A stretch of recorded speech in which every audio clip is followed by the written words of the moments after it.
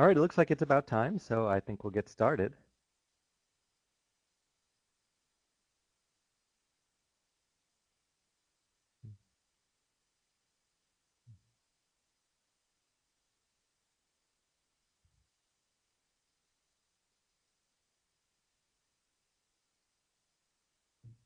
Thanks to the organizers for inviting me. I'm Charles Margulis. I'm with the Center for Environmental Health. Really appreciate everybody joining us to talk about GMOs and the threat to biodiversity. Uh, we'll start out. So this first slide is a response to the industry's arguments, which you'll hear quite commonly in the media. And just a quick note, we've got a lot of slides to go through, so I'm gonna go pretty quickly so we have time for some Q&A at the end. But you'll hear the industry, the biotech industry, say all the time, we've been breeding crops for 10,000 years, and genetic engineering is just like breeding. It's just an extension of traditional breeding. It's nothing really new, nothing to see here. So don't worry about genetic engineering at all. This is a completely false rendering of what genetic engineering is about. Genetic engineering experiments that are already in the field include things like strawberries with fish genes, rice with human genes, and apples with chicken genes. Now, I'm pretty sure if you put an apple and a chicken in a room together, 10,000 years later, they're not going to breed. That's just not going to happen. So when you hear that genetic engineering is just like breeding, remember this. Genetic engineering exists to do things that breeders could never do. It exists to overcome species barriers that breeders could never overcome, using techniques that breeders don't use, and putting genes into our food that have never been in the human diet before. So I wanted to start out with a little GMO food quiz, and if you have a pen and paper in front of you, you might want to write this down, or you can just look at these and think about it in your head. Which of these are GMO foods? Some of these are very common, things you might eat every day. If you're a baby, you might eat them every few hours. And yet they're not labeled, so we don't know if these are GMO foods. So I just wanted to go through a few of these and ask you, is Coca-Cola a GMO food, sweet corn baby food, Wonder Bread? What about milk? Is that a GMO food? Or how about Oreo cookies? Think about those, maybe jot it down or think about it in your mind. And then there's a few more examples. What about things like beans, whole grains, nuts, and seeds on the right there? In the middle, you see a variety of meats and poultry and fish. Are any of those GMO foods? What about tofu? Is tofu a GMO food? Down on the lower right-hand side, you'll see a wide variety of fruits and vegetables, fresh fruits and vegetables. Are those GMO foods? If you go to the grocery store, what do you think when you see those? So think about those, and we'll come back to those again later. Now, to talk about GMOs, you have to know what are the GMO foods that are out there. And about 99% of the GMO foods that are growing are one of four crops, and that's sugar beets, soy, canola, which is rapeseed oil, canola, and corn. Cotton is also a widely grown GMO crop, but of course cotton is mostly a fiber crop. A little bit of cottonseed oil goes into some foods, but it's not primarily a food crop, obviously. So we're really talking about 4 foods that make up most of the GMO foods. Now, if you see on the upper left, it says, but GMOs are in 80% of the packaged foods. So how can that be if there's only 4 GMO foods?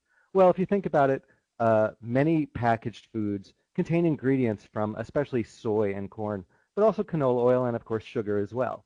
So if you look on the packaging of things like salad dressings, baby foods, puddings, dozens, hundreds of packaged foods in the supermarkets have things like corn oil and corn syrup, or soybean oil and soy proteins, sugar from sugar beets. So those packaged foods contain GMOs in many, many cases, in 80% of the packaged foods in the U.S. So what kind of GMOs are out there? Well, there are really only 2 kinds of GMOs. They make up about 99% of the acreage of GMOs in the world. So yes, there are a few other varieties out there, but they're very little acreage. The majority of GMO crops are one of 2 kinds, and those are called herbicide-tolerant crops and insect-resistant crops. There are also many varieties that have both herbicide-tolerant and insect-resistant traits, and we'll talk about what each of those are. So herbicide-tolerant crops, many people have heard of Roundup Ready crops. That's the most common GMO grown in the world, is the Roundup Ready variety of herbicide-tolerant crops. And an herbicide-tolerant crop means that the genetic engineering was inserted into the crop so that it can withstand direct application of a pesticide that would normally kill the plant. So Roundup, for example, is the world's best-selling pesticide. It's a plant-killing poison that kills anything that grows. Anything green that grows, Roundup is going to kill it.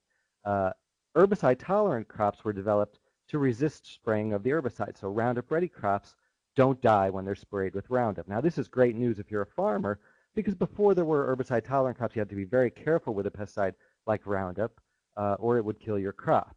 Now you can spray directly on your field, your crop will survive, but the weeds around it will die. So that's the idea of herbicide-tolerant crops, is it makes it easier for farmers to use toxic chemicals on our food. Insect-resistant crops are another pesticide delivery device.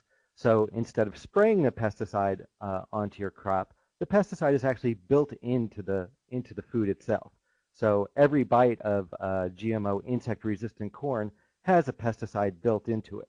And the reason the biotech industry likes this idea is that they say, well, farmers can use fewer pesticides because you don't have to spray the field.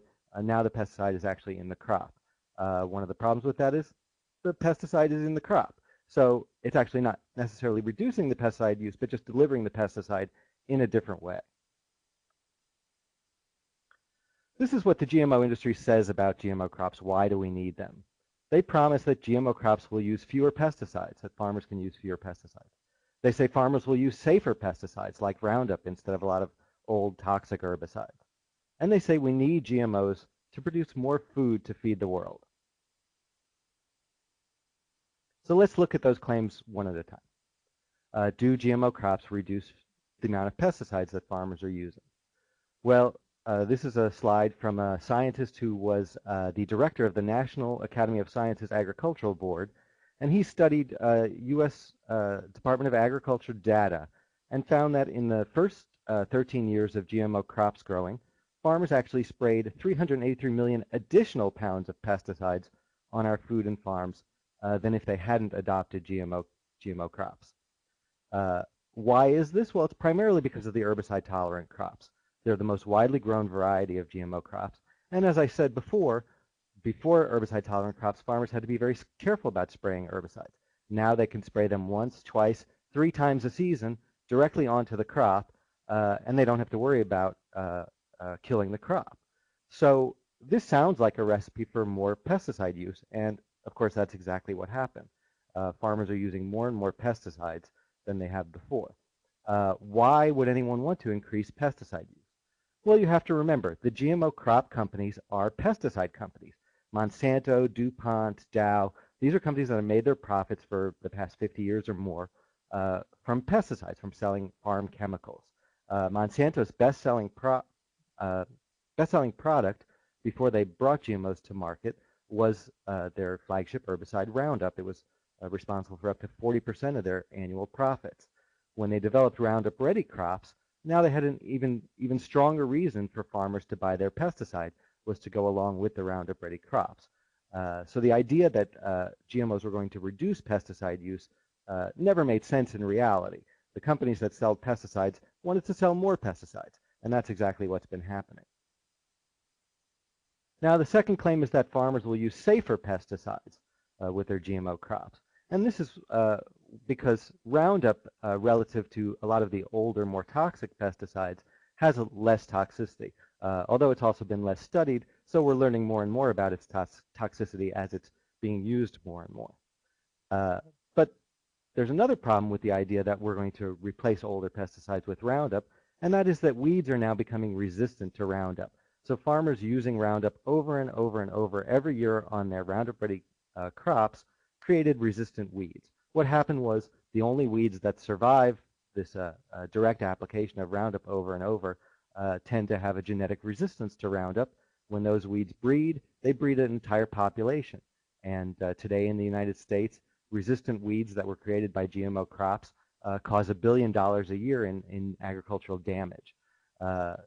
What that also means is that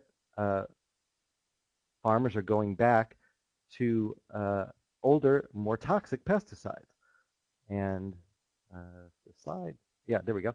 So you'll see these are just a small sampling of the pesticides that farmers are being advised by Monsanto and others to start using on their resistant weeds due to Roundup Ready crops.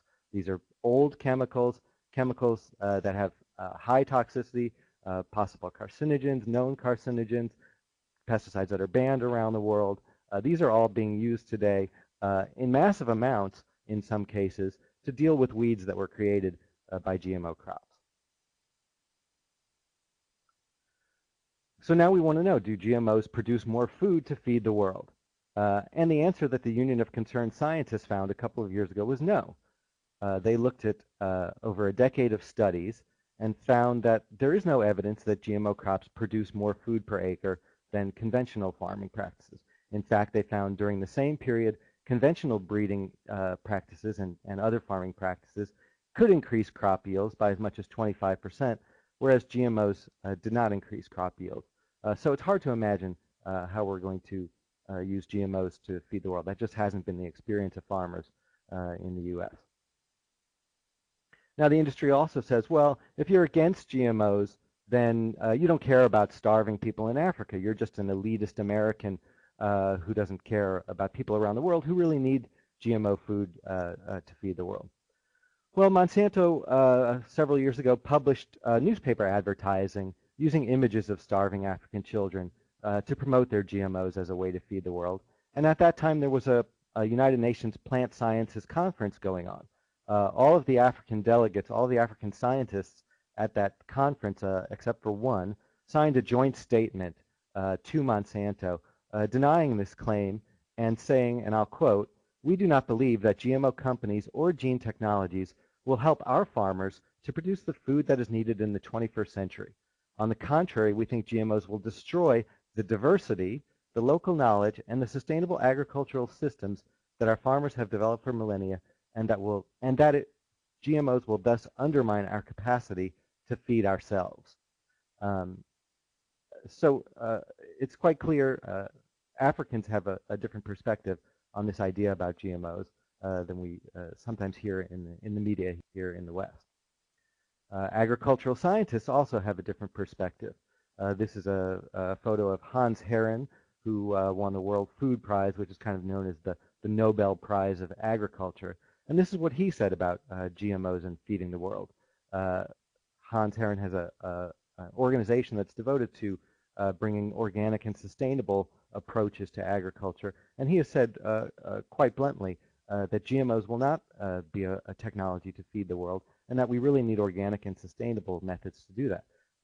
The head of the United Nations Food and Agriculture Organization has similarly said that the FAO does not expect GMOs to be a technology that will be useful in feeding the world, and that other approaches will be more useful as we have a growing world population that's more and more looking to more agricultural solutions for the 21st century and beyond. Now, I know we're talking about biodiversity, but before we get to that, I want to talk just very, very briefly about health risks of GMOs, because this is what you hear people discussing all the time in the media and in the news. Are there any risks from GMO foods?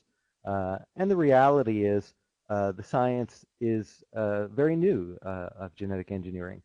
We don't know what genetic engineering may do in foods, but there are a lot of reasons to be concerned. So example, an opinion piece in the New England Journal of Medicine by one of the country's leading nutritionists said that allergies from GMOs could be a major concern. She said that they could be unexpected, unpredictable, and untestable. And of course, food allergies have been on the rise for many years. This is something that people are extremely concerned about, especially as more and more kids are showing up with food allergies.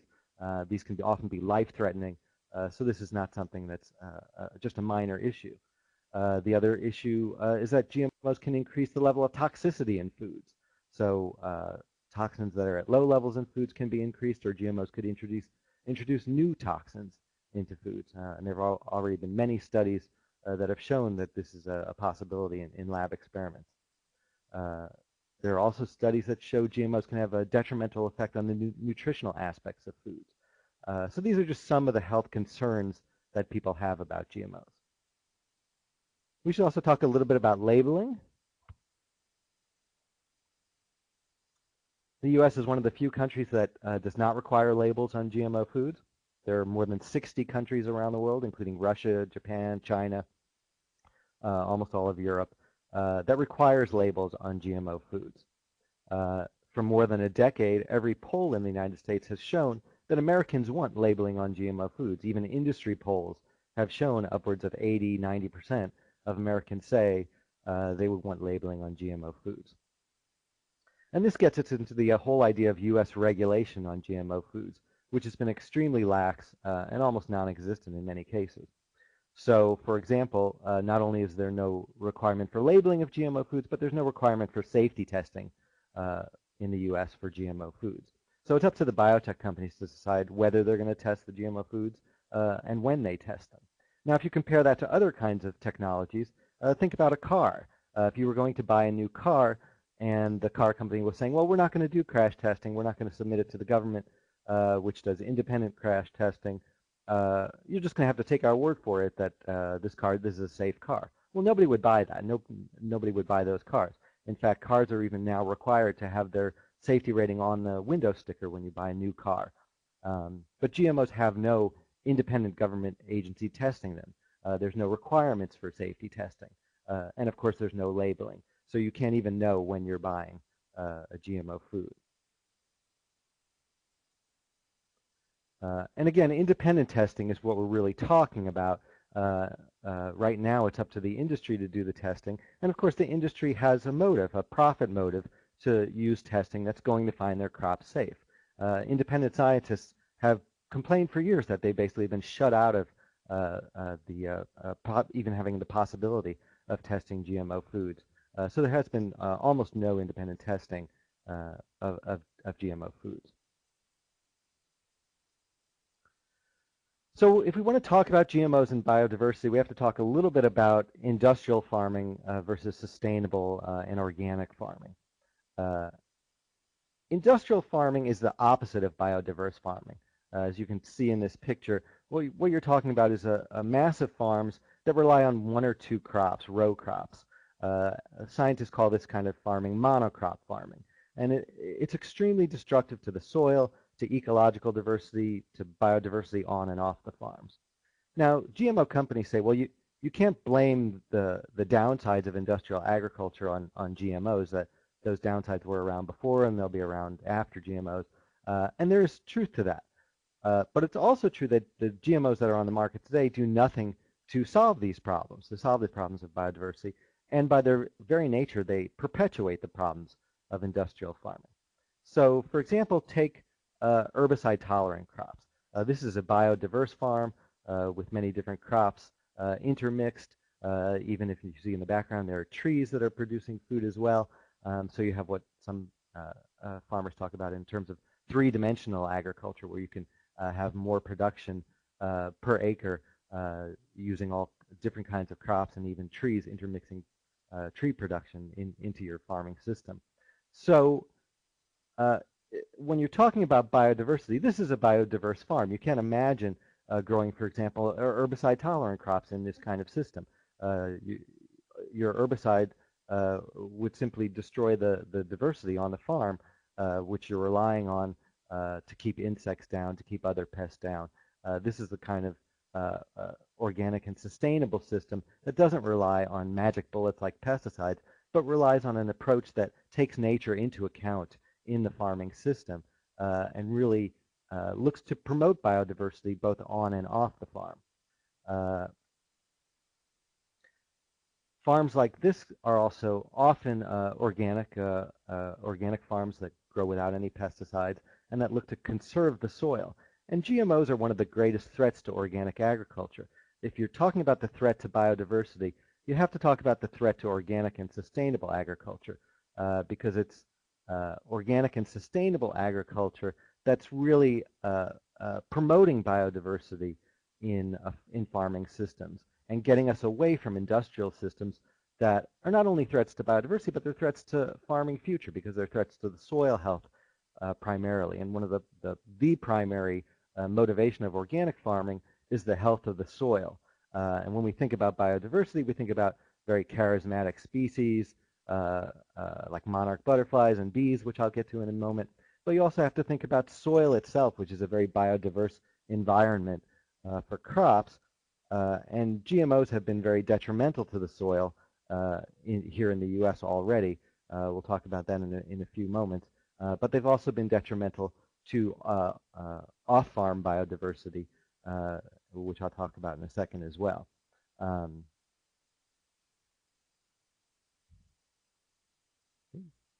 So let's talk about monarch butterflies just for one example. So monarch butterflies, since the advent of GMO crops in the U.S., the population of monarch butterflies is down by 97%. Some GMO proponents say, well, that's been a trend for years and you can't blame that on GMOs.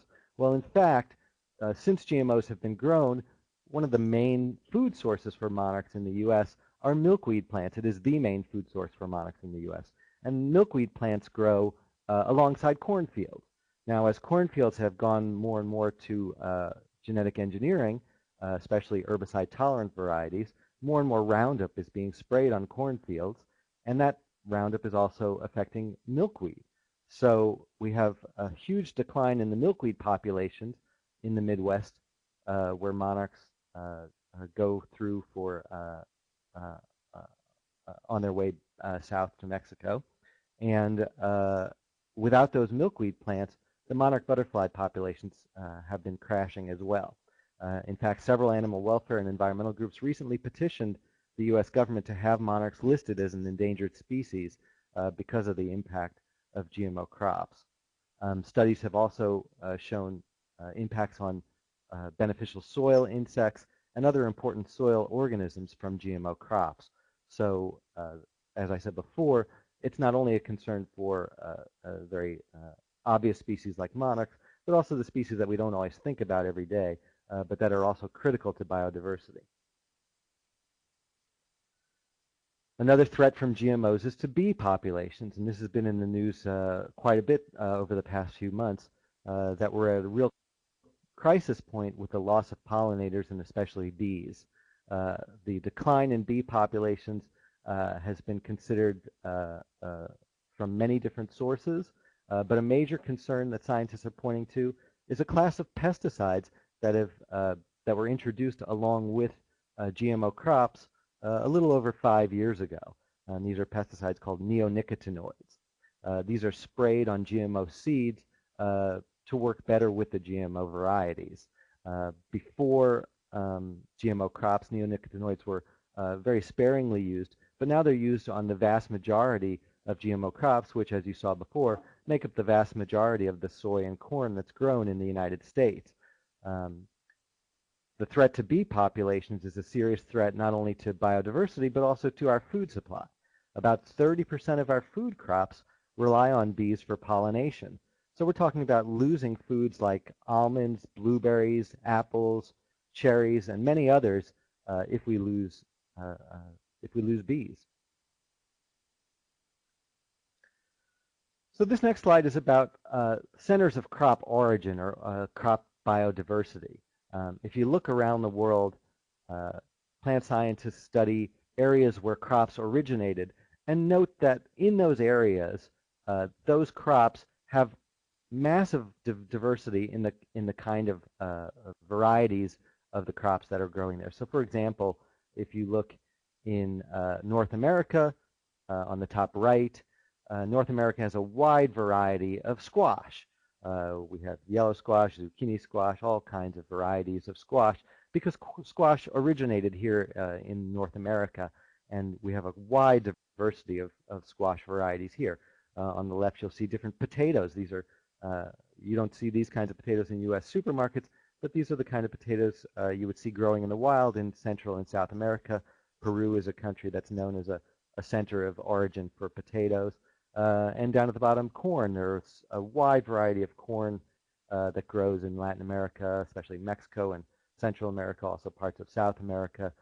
These are areas where corn originated. GMOs are a threat to crop biodiversity because if they take hold in these areas, they can outcompete the wild varieties and wipe them out.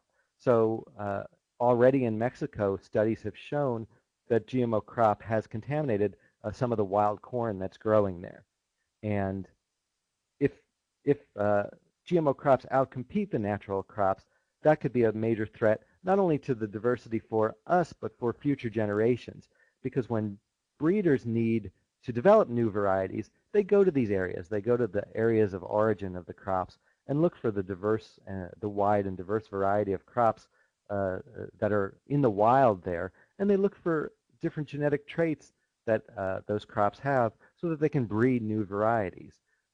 If we mess with the centers of the diversity of crops, we'll lose that natural diversity that we need not only for nature but also for future food, for our future food needs.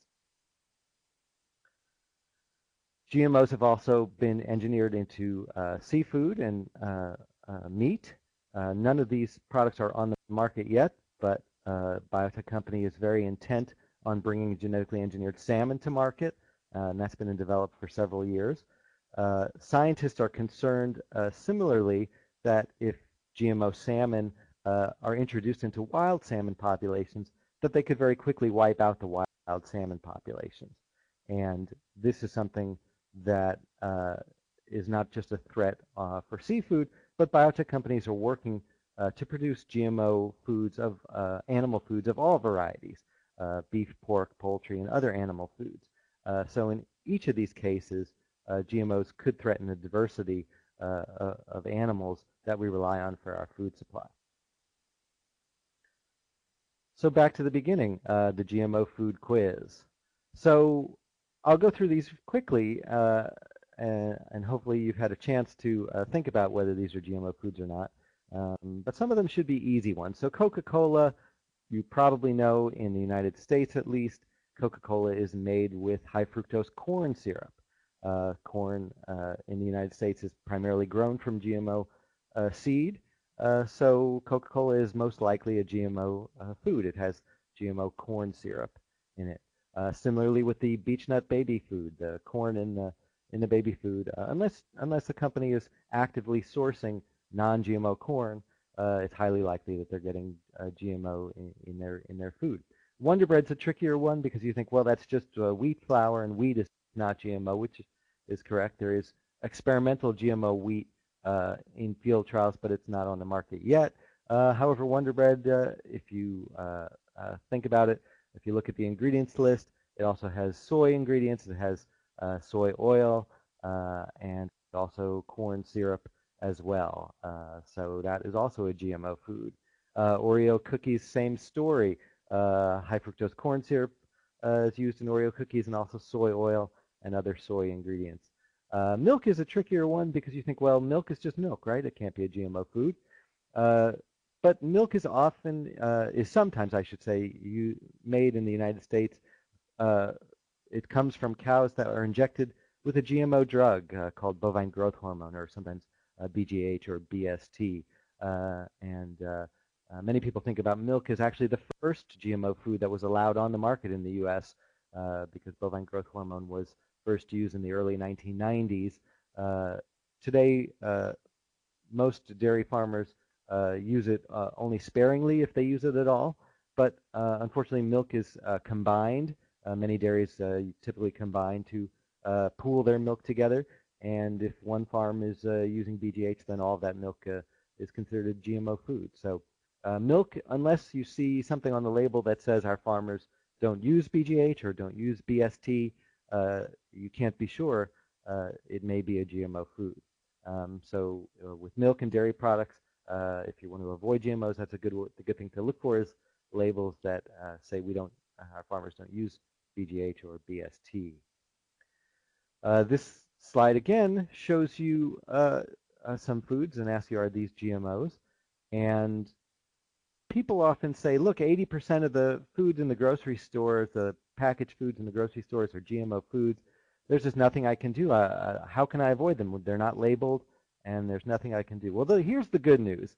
There's only one GMO food on this slide, and it's kind of a trick question. I'm not sure if you'll get it, but think about it.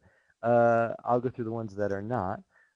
Beans, whole beans, unless they're soybeans, which are not typically major part of the American diet, at least. But all other whole beans are fine. Whole grains, nuts, and seeds on the right. Again, unless it's cornmeal, all of those are fine. In the middle, all the meats, poultry, seafood, at least as of this date, all of those are fine. As I mentioned, GMO salmon may be coming to the market soon, but all of those others right now are fine. You can eat those. And on the bottom right, you might think, well, some of those vegetables look like they might be GMO. Well, in fact, all of those fresh fruits and vegetables are fine as well. You'll find it's almost impossible to find fresh fruits and vegetables that are GMO, even in American supermarkets. A lot of people think tomatoes, oh, I see tomatoes in the picture, aren't those GMOs? Well, there were some GMO tomatoes on the market for a very brief period in the 1990s. It was actually the first GMO food to be sold in the U.S. After BGH milk. The first whole food was called a Flavor Saver tomato. The Flavor Saver was a commercial disaster. It did not sell, and they took it off the market very, very quickly. So the only fresh food that is possibly GMO in your supermarket are papaya from Hawaii. If you're a big papaya fan and you're eating Hawaiian papaya, you have a likelihood that you're eating GMO papaya.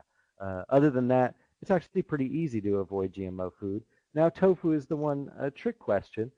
Tofu is possibly a GMO food. Tofu comes from soy, and if it's conventional tofu and not labeled non-GMO or not labeled organic, it's likely that it comes from GMO soybeans. But another good way to avoid GMO foods is to buy organic food. By definition, in the United States, and this is also true in most of the world, organic food excludes GMOs. So organic farmers are prohibited from using GMOs in their farming. Organic food producers can't use organic foods either. So eating whole foods, eating whole grains, nuts, and seeds, eating a balanced diet with fresh fruits and vegetables, and eating as much organic as possible is your best way of avoiding GMO foods when you go to the grocery store. So that's all I have, and I'll open it up for questions.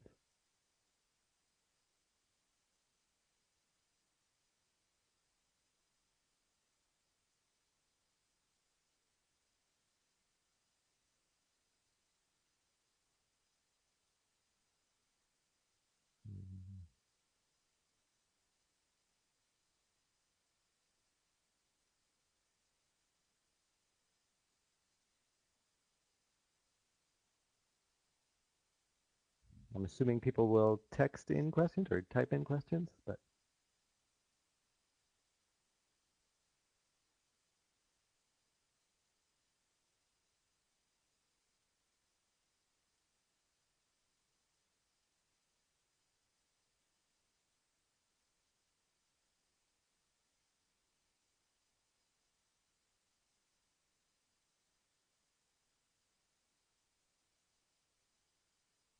Okay, so here's some questions. How do we get the government to force labeling? Well, there's been a movement for more than 15 years to get the U.S. to call for GMO labeling. There are several national organizations that are working on that.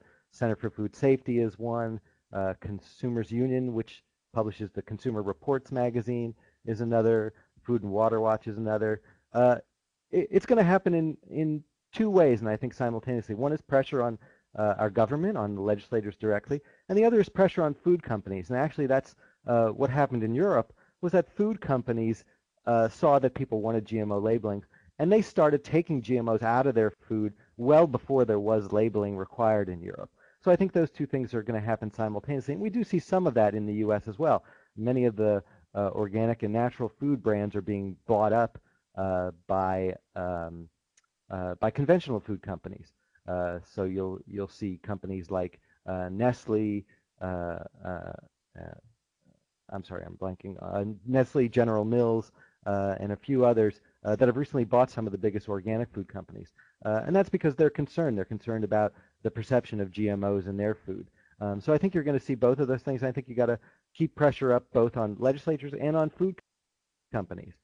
We have to keep doing that. And one of the best ways to do that is to just follow what those organizations are doing because they can rally troops on the ground and really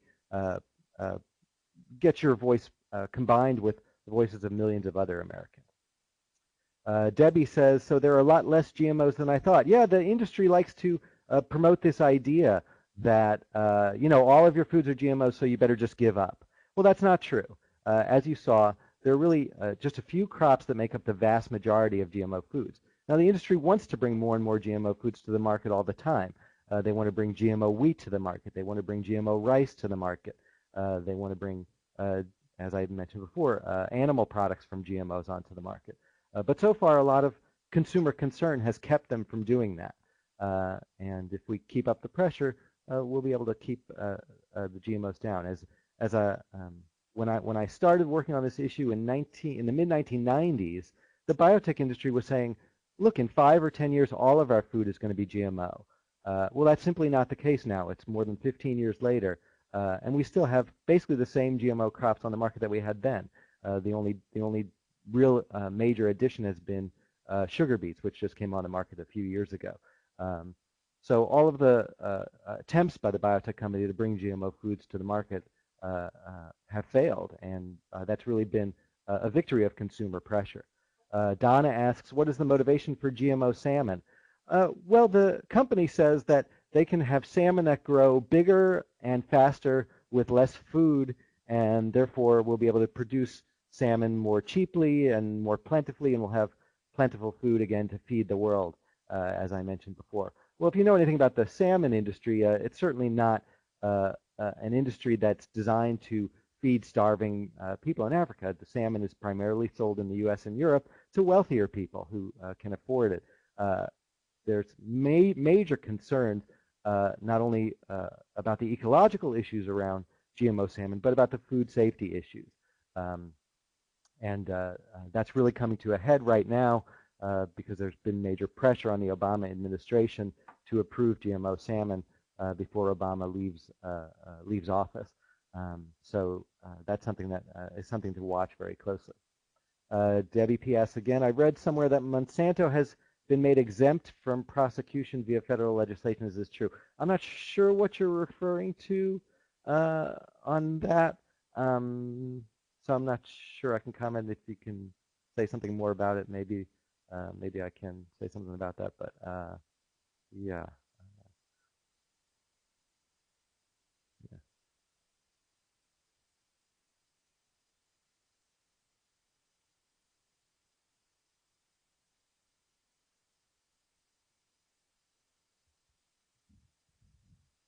In terms of their chemicals and GMO products.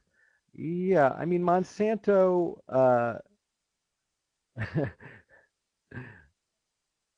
Monsanto's a company that's important to know about if you're talking about GMOs because they've been around for more than 100 years. They started as a chemical company in the early 1900s. One of their early important products was a chemical called PCBs. And PCBs are widely used in electrical applications and many other applications. And PCBs today are known as one of the most toxic chemicals on the planet. In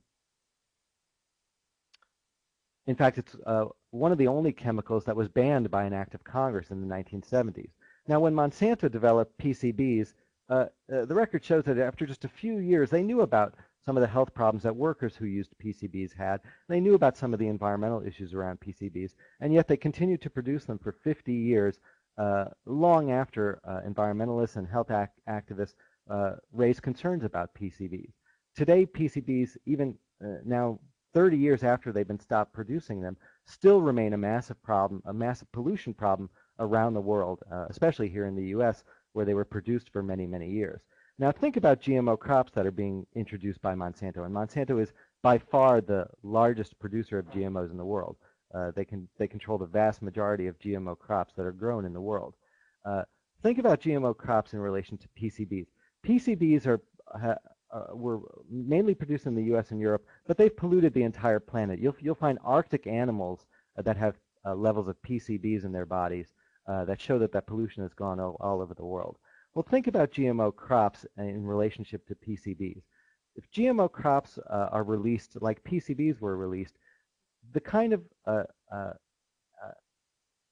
problems that they could cause in nature could be multiplied exponentially because GMO crops are alive. If you think about chemical pollution, in the early 20th century when Monsanto was first starting out as a chemical company, nobody knew what chemical pollution was. That phrase didn't exist. If you ask somebody on the street, what do you think about chemical pollution? They'd look at you like you were crazy. Well, any 6-year-old today, if you ask them about chemical pollution, they'll tell you, yeah, car exhaust or smokestacks, those are examples of chemical pollution. Everybody knows what it is. Well, today with GMOs, we're talking about biological pollution. We're not quite sure what it is, right? Because we're in the early days of this technology. But the one thing that we know is, unlike chemicals, GMO crops are alive. So as bad as PCBs are and as widespread as they are, we can look in nature, we can find them, we can remediate nature, we can do some cleanup of PCBs. I mean, the Hudson River in New York has been widely polluted by PCBs for many years, and they've been trying to clean it up for many years, but they have an idea of where they are and how to clean them up. With GMO crops, we're not going to have that opportunity because these things are alive. They live, they breed, they reproduce, they mutate in nature and change. So when GMO crops get out there, if they cause problems, and we can't know that every GMO crop will cause a problem, but what we know from history is that the more and more kinds of these things that we put out there, the more likely it is that some of them will create problems. When they cause problems in the environment, when they threaten biodiversity in the environment, we will have no way to control them because they're alive and reproducing and mutating. There's no way we can put a boom around them like we put a boom around an oil spill and say, okay, we've got them contained. You can't contain genes in the environment. Once they're out there, they're out there. The harmful effects to biodiversity will be irreversible, and they could be catastrophic. So that's the major ecological concern about GMOs is kind of what we don't know, and what we know is that we can't clean them up once they're out there. A couple more questions have come in. Is there anywhere a list of what has GMO in the U.S.? Yeah, a couple of organizations, primarily the Center for Food Safety, Greenpeace, and a couple of organizations have put out lists. One is called the True Food Shopping List. If you check that out, if you just Google True Food Shopping List, you can see a list by brand, by type of food, by product, and it'll tell you whether that company has a policy on GMOs or not, and whether those foods may or may not be GMO foods. So there are those lists out there, and I encourage you to take a look at them. They're very useful. My sister has been diagnosed with an autoimmune disorder, and her doctor believes strongly it's related to pesticides, herbicides, and GMOs. Are you hearing about more of these? Is there someone watching over this and trying to link them, looking for that smoking gun? Well, this goes directly to GMO labeling, and this is what actually Consumers Union said when the FDA was first looking at GMOs and thinking about putting them on the market without labeling. Consumers Union was opposed to putting GMO foods on the market, but they said, look, at least they have to be labeled, because if there are health problems from GMOs, we have to be able to trace them. Doctors have to be able to ask people, what have you been eating? What have you not been eating? you need to try this kind of diet, you need to try that kind of diet. Have you been eating GMO foods? Have you not been eating GMO foods? If doctors can't ask those questions, we can't know what's happening. So yeah, there's been a massive increase in allergies. Is that tied to GMOs? There's been increases in autoimmune disorders and increases in other health problems that are related to diet. We're seeing all these kinds of dietary problems increasing more and more. We can't know if they're linked to GMOs because GMOs are not labeled. So without labeling, this gives the industry an out. And this has been the chemical industry's way of operating for more than 100 years. Chemicals in this country have the same lack of regulation that GMOs have. So we put chemicals on the market, they stay on the market for decades, people start getting sick, and then we take the chemicals off the market. Well, that's a backward regulatory approach. It should be up to the companies to demonstrate that their products are safe before they put them onto supermarket shelves, before they put them into the foods that our kids are eating. I mean, think about it. You kids who are in high school now, even some of you who are in college now, you're the first generation who are going to be eating GMO foods for your entire lives. Okay, these crops came onto the market about 15 years ago, 15 to 20 years ago, around the time when you were being born. So you've been eating these your entire lives. No other generation in human history has been eating these foods for their entire lives. This is a massive experiment on you. If you don't like that, you should be in support of GMO labeling. Whatever else you think about GMOs, at the very least, they should be labeled. Debbie says, I get frustrated because healthier foods are much more expensive. Government subsidizes food that's bad for us and makes foods good for us so expensive. That's true. Farm subsidies is another big issue because it's major GMO farms, primarily soy and corn growers, who get the majority of the farm subsidies, and that makes for cheap foods, especially GMO foods. It is more expensive to eat fresh fruits and vegetables and healthy nuts and grains and seeds, and especially organic and non-GMO foods. They are more expensive. Another way to find cheaper non-GMO foods is to shop at local farmers markets. Look for a CSA in your area. CSA is Community Supported Agriculture, where a farm sells shares of their annual produce. And you can look online for CSA or Community Supported Agriculture, and there are a couple of websites that have national registries of CSAs. So yeah, you do have to look around to find cheap available non-GMO food. But the good news is it is out there. You can eat a healthy whole foods diet relatively inexpensively. A nice thing is that things like beans, nuts, seeds, and grains are relatively inexpensive.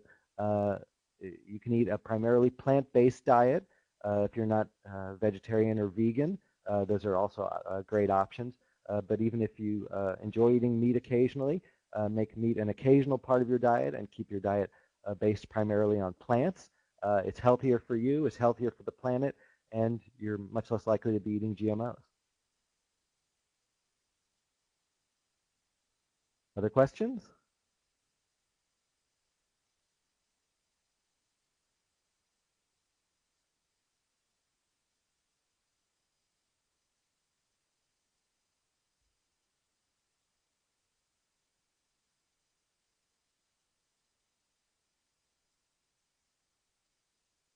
How can farmers break away from Monsanto's tyranny, asked Donna. They require farmers to use their seeds. It's very difficult for farmers these days, especially in the U.S. Many farmers have reported that it's very difficult to find, especially corn and soybean seed that's non-GMO. It's a very small part of the market, and many of the major farm suppliers simply don't sell any non-GMO seeds anymore. So they have to look for specialty seed suppliers if they want to grow non-GMO row crops like corn and soy. So farmers are in a tough spot. Farmers tend to look to the newest, latest technology to keep up with what's going on in the farming world. And unfortunately, that arena has been dominated by pesticide companies for decades. So farmers don't have great resources for other types of farming systems. They don't have great support for other types of farming systems. The U.S. Department of Agriculture spends close to $30 billion a year on farm subsidies and farm research and development, and less than 1% of that spending goes for farming applications that are useful for sustainable and organic farming. That's a really backwards approach. Survey after survey shows if everything else was equal, if price wasn't an issue, Americans overwhelmingly want organic and sustainably grown foods.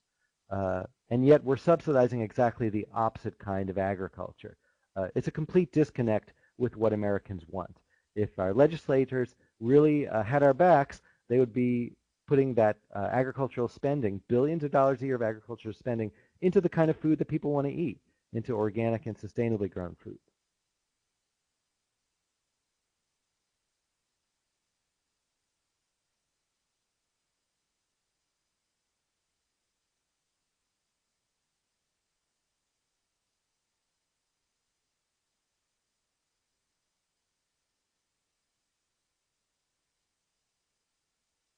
Bridget asks, can we label the politicians that are supported by Monsanto? Yeah, there have been a couple of organizations that have looked at the connections between Monsanto and the federal agencies that are supposed to be regulating Monsanto. There's a revolving door between the FDA, the USDA, even the EPA, and the biotech industry. People work for the biotech industry. They go then to work for the regulatory agency that's supposed to be regulating the industry. Then they go back and work for the industry again. It's a unfortunately entrenched part of the American system, and in fact, the FDA regulator who wrote the policy on labeling of GMO foods, which said that GMO foods would be sold without labels, and non-GMO foods would be very difficult to label as non-GMO foods. That FDA official came from Monsanto's law firm. Prior to working at the FDA, he had worked on biotech issues for Monsanto at one of Monsanto's law firms. So that's just one example of dozens that are out there. And again, if you just Google Monsanto revolving door, you'll see many organizations have tracked the politicians and regulators who have received compensation from Monsanto, campaign contributions from Monsanto, and or have worked with the biotech industry. It's a challenging problem in a country that has very few campaign finance laws, unfortunately. Our community is starting a food co-op. Is that the best way to fight this food issue? A food co-op's a great idea. I helped run a food co-op out of my basement when I lived in Madison, Wisconsin, when I worked across the street at a worker-owned organic bakery. And having a local community food circle is a great way to fight this food issue. The more and more communities around the country are trying to bring back local control of their food supply with what are called food circles, where people who start local food co-ops and people who start having small livestock operations, people who have really a lot of different local food resources get together once a month or once every couple of months and share ideas and share thoughts and share access to locally produced food. Kansas City, for example, has a thriving food circle. You think about Kansas City being in the middle of the farm belt where there's corn and soy farmers all around them, and yet they're looking more and more to produce the fresh fruits and vegetables and small livestock operations right around town so that they can be more food secure. One of the sad realities of U.S. agriculture is that rural communities where we grow the most food are some of the poorest communities in the country. So when you look at poverty in the United States, basically the two areas of the highest that have the highest poverty rates are urban inner cities and rural communities where industrial agriculture is. So, for example, I live in California, Fresno, California, which is one of the most agriculturally dense areas in the United States, is one of the poorest counties in California. It's almost insane that food insecurity and agricultural production go together like that, but that's what we have in the United States. And it's kind of strange that the biotech industry would want to export our agricultural model to feed the world when we're not even doing a very good job of it ourselves here in the U.S. Who do you think is the champion on this cause? What organization or elected official can we get behind and support? Well, organizations, I've mentioned a couple. Center for Food Safety is probably the leading organization in terms of focusing on GMO issues. They focus the majority of their resources on fighting GMOs. They also work on supporting organics, which I think is an important part of the puzzle. They work on a couple of other projects, food safety projects, but more than any other organization, they focus on GMOs. Consumers Union has a strong GMO campaign. Obviously, they work on dozens of other consumer issues as well. Food and Water Watch is another organization that's very active fighting GMOs. There are a lot of salmon protection organizations and fishery organizations that are fighting GMO salmon, so you can look into those as well. Politicians, that's a shorter list. When he was in office, Dennis Kucinich, congressman from Ohio, was the champion of the GMO labeling initiative. Since he's been out of office, I'm not sure who's picked that up.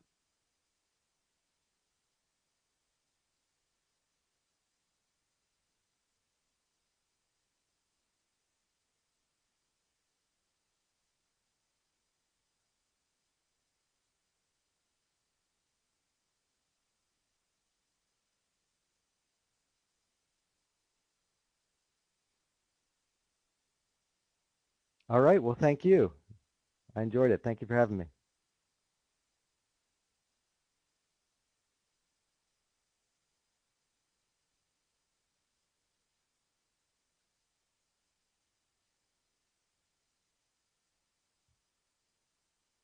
Great. If folks have any follow-up questions, want to get in touch with me, feel free to email me, charles@ceh.org.